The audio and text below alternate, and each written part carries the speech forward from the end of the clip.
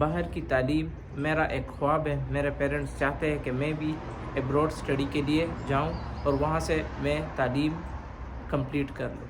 तो आज इसी के लिहाज से बात करते हैं, क्योंकि उस दोस्त ने डिटेल्स लिखा था। ये तो जस्ट मैंने एक लाइन आप लोगों के सामने रख दिया कि एक दोस्त का ये कमेंट आया है, ये मैसेज आया है, और बाद में उन्होंने लिखा है कि भाई मुझे एडमिशन प्रोसेस का नहीं पता, मुझे रिक्वायरमेंट्स का नहीं पता, मुझे स्कॉलरशिप अपॉर्चुनिटीज़ का नहीं पता, मुझे अपने कोर्स टारगेट करने का नहीं पता, कहाँ पे मैं अप्लाई करूँ, कौन सी यूनिवर्सिटी में मैं अप्लाई करूँ, कौन सी यूनिवर्सिटी में एप्लीकेशन फ़ी या एडमिशन फ़ी या वहाँ पे एनुअल फ़ी कम है।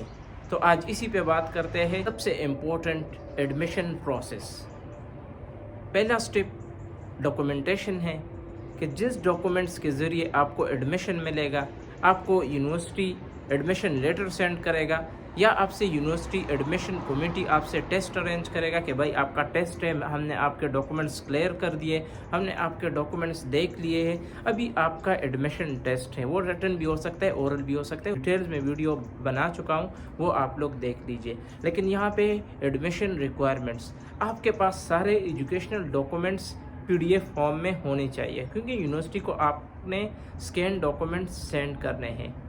उसके बाद मोटिवेशन लेटर बहुत ही इम्पोर्टेंट है। उससे ही आपका कंप्लीट अंदाज़ा हो सकता है कि भाई आप इस कोर्स में जा रहे हो, आपका मोटिवेशन क्या है, आपका इंटरेस्ट क्या है। उसके बाद रिकमेंडेशन लेटर, उस पर मैं ये वाली वीडियो बना चुका हूँ कि रिकमेंडेशन लेटर में आप लोगों ने लिखना क्या है, 1 पेज का होना चाहिए या कितने पेजेस का होना चाहिए। उसके बाद CV तो मैं तकरीबन बहुत टाइम बता चुका हूँ कि आप लोग यूरोपास फॉर्मेट में बना दीजिए या किसी भी फॉर्मेट में आप लोग बना दीजिए, लेकिन यूरोपास फॉर्मेट में रिकमेंड करता हूँ, क्योंकि उसमें आप किसी भी टाइम अपना एडिशन या कुछ आप लोग भी किसी भी टाइम कर सकते हो। उसके बाद आप लोगों ने BS के लिए जाना है या MS के लिए जाना है, ये आपके डिग्री पे डिपेंड करता है। अगर आपके पास 14 ईयर्स एजुकेशन है तो आप बैचलर्स के लिए जाओगे, क्योंकि Italy education system first of all आप लोग समझ लीजिए कि यहाँ पे 16 ईयर एजुकेशन अगर आपका कंप्लीट है तब ही आपको मास्टर्स में एडमिशन मिलेगा। अगर आपके पास 14 ईयर्स है या 13 ईयर्स है या आपके पास FAC की डिग्री है, इंटर आपने किया हुआ है, तब ही आपको बैचलर्स में एडमिशन मिल सकता है।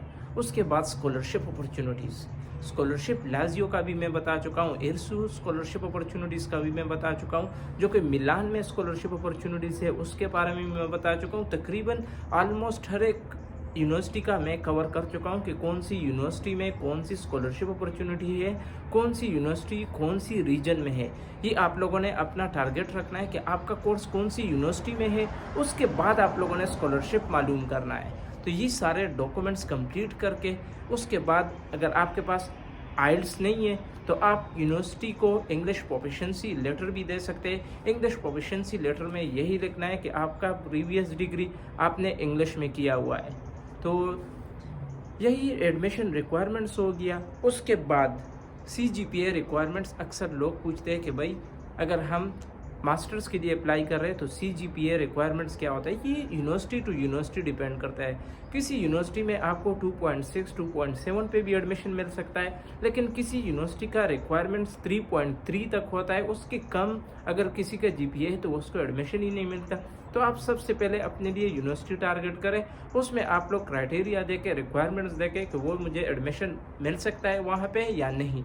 उसके परसेंटेज वो लोग कितना मांगते हैं प्रीवियस डिग्री में। उसके बाद पार्ट टाइम जॉब्स का लोग पूछते हैं कि भाई मेरा ख्वाब है कि मैं वहाँ पे पार्ट टाइम जॉब भी करूँ, ताकि मैं घर से अपनी यूनिवर्सिटी फ़ी या जो वहाँ पे मेरा रेंट के फ़ी है वो मैं पार्ट टाइम जॉब से ही निकाल सकूँ।